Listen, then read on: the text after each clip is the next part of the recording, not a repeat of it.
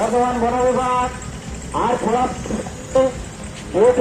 যতটা বাড়াই চেষ্টা দুধের সিঙ্গাল তেলে দেওয়া দুধের নাম বাড়ি আরো বিদেশি সমস্ত বিশ্বস্তির তরফে মিলান দেওয়া অঙ্কুব সিংহ বাংলা নয়াদের বিজ্ঞান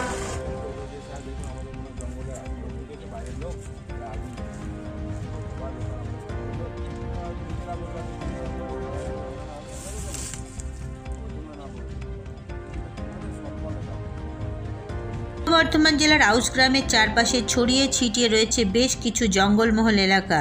জানা যায় এই জঙ্গলের মধ্যে রয়েছে বিভিন্ন ধরনের গাছপালা, এর পাশাপাশি জঙ্গলের মধ্যে রয়েছে বহু পশু পাখি। তবে অভিযোগ পরিবেশ দূষণ ও কিছু চোরা শিকারীদের কারণে জঙ্গলের শান্তিপূর্ণ পরিবেশ দিন দিন নষ্ট হতে চলেছে।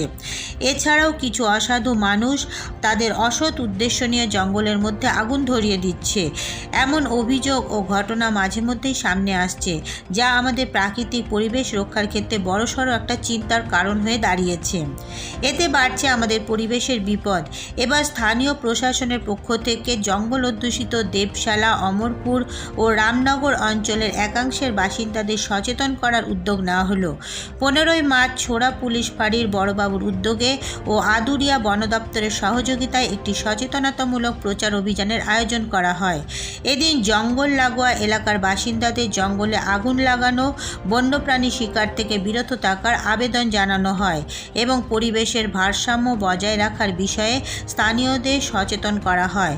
উপস্থিত ছিলেন ছোড়া পুলিশ ফাঁড়ির আধিকারিক ত্রিদীপ রাজ, ফরেস্ট অফিসার তাপস মাহাতো সহ অন্যান্যরা। এই দুই আধিকারিকের উদ্যোগে সাধুবাদ জানিয়েছে স্থানীয় লোকেরা।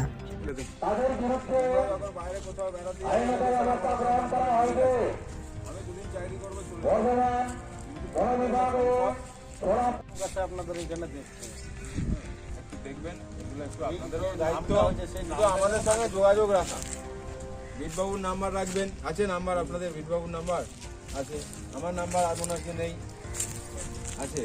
আমরা আমাদের ফোন করবে যে স্যার দেখুন আমাদের মনে হয় জঙ্গলে লোক ঢুকেছে, বাইরের লোক, এরা আগুন মানে করতে বা লোকাল আমাদের স্থানীয় লোক, তোমরা হয়তো নিজেরা বললে হয়তো সমস্যায় পড়বে, ঝগড়াঝাড়ি ঝামেলা হবে, আমাদের তো বলছি তোমরা না বলে করতে পারো, কিন্তু এটা তোমাদের সম্পদ, এটা ইকোনমিটা। অনেকে পাতা গুঁড়িয়ে এনে তার সংসার, তার আগুন জ্বলে, চুলা জ্বলে, সে করুক, বাড়িতে এনে করুক, ঠিক আছে, কিন্তু ওখানে কোনোভাবে আগুন না। এরপর নজর রাখুন আমাদের পরবর্তী খবরে।